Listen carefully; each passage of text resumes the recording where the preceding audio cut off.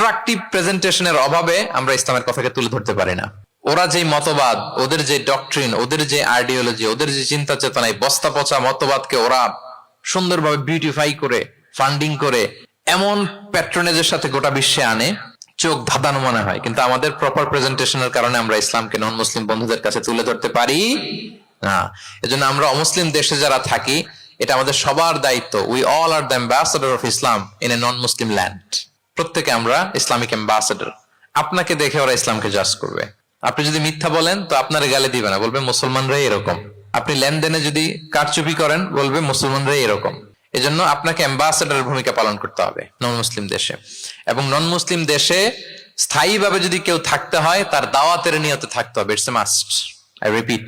অমুসলিম দেশে ব্যবসা করতে যাবেন অস্থায়ীভাবে, ওকে। চাকরি, ওকে। চিকিৎসা পারপাস, ওকে। পড়াশোনা, ওকে। কিন্তু স্থায়ীভাবে যদি কোনো অমুসলিম দেশের পাসপোর্ট নিয়ে থাকতে হয়, স্থায়ীভাবে, of course it should be with the intention of দাওয়া। দাওয়াতে নিয়তে থাকতে হবে। যেমনটি রাসূল সাল্লাল্লাহু আলাইহি ওয়াসাল্লাম সাহাবারা ইসলামের সুমহান বাণীকে প্রচার করার জন্য অমুসলিম ভূখণ্ডে ছড়িয়ে পড়েছেন। এজন্য যারা পাসপোর্ট পেয়ে গেছেন সাউথ কোরিয়ার, অথবা এদেশে আছে নাকি সিস্টেম পাসপোর্ট পাওয়ার? আছে?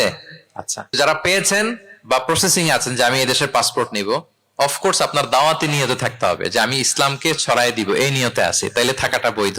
তা না হলে অমুসলিম ভূখণ্ডে কোনো মুসলিম স্থায়ীভাবে বসবাস করতে পারবে?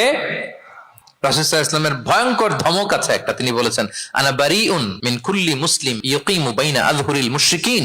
আমি ওই প্রত্যেক মুসলমান থেকে আমি বারি, তার কোনো দায়ভার আমার নাই যে অমুসলিম ভূখণ্ডে মুশরিকদের সাথে থাকে। গভীর হুঁশিয়ারি, সতর্কবার্তা, ওয়ার্নিং।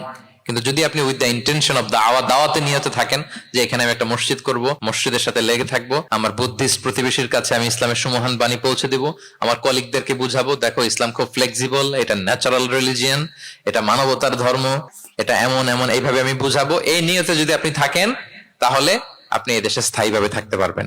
কথা কি বুঝতে পেরেছেন? এখন অন্যকে ইসলাম বুঝাইতে হলে তো আগে নিজের মানতে হবে নাকি? কথা বলেন। আপনি ইসলামের দাওয়া দিবেন, এখন আপনি নিজেই ইসলাম মানে না, তাহলে হবে? আগে নিজের মানতে হবে। কি বলেন? আগে নিজের ইসলামকে কি করতে হবে? মানতে হবে। আমার প্রিয় ভাইয়েরা, Islam is our identity, Islam is our honour. আমাদের সম্মান হচ্ছে ইসলামে। ওমর ফারুক রাদিয়াল্লাহু তাআলা আনহু বলতেন, নাহনু কওমুন আ'আজ্জানাল্লাহু বিল ইসলাম।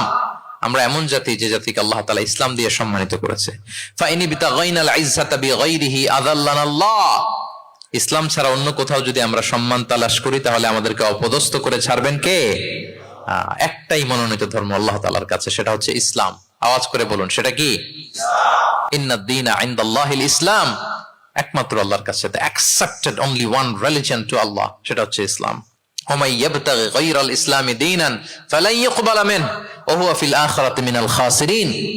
ইসলাম ছাড়া অন্য কিছু যদি কেউ তালাশ করে, সেটার সাথে নিজেকে জড়ায়, আল্লাহ তাআলা কবুল করবেন না। That will not be accepted from him in the day of judgment, and he will be loser minal khasirin. সে হবে লুজার, হতভাগা হবে, দুর্ভাগা হবে। তাহলে আমরা যেন ইসলামকে আমাদের শেকড় হিসেবে কনসিডার করি, আমাদের ছেলে মেয়েদেরকে যেন ইসলামী তারবিয়ার উপর আমরা গড়ে তুলি, এবং ইসলামকে যেন আমরা ভেতর থেকে সবাই লালন করি, ধারণ করি, এবং ইসলামের সুমহান বাণীকে যেন আমরা পৌঁছে দেই।